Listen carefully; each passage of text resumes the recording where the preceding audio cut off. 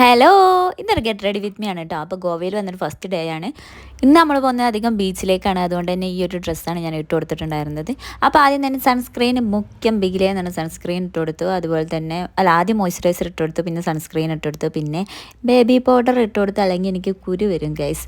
അത് കഴിഞ്ഞതിന് ശേഷം ഐബ്രോസ് ഒക്കെ ഒന്ന് സെറ്റാക്കി. അത് കഴിഞ്ഞതിന് ശേഷം വീണ്ടും നമ്മൾ എന്ത് ചെയ്തു, കണ്ണിൽ കുറച്ച് മിനുക്ക് പണിയൊക്കെ എടുത്തു. അതിന് ശേഷം പിന്നെ വീണ്ടും നമ്മൾ കുച്ചിപ്പിടി, ഇത് കുച്ചിപ്പിടിയാണ് കേട്ടോ, പുതിയ ഷെയ്ഡാണ് കേട്ടോ.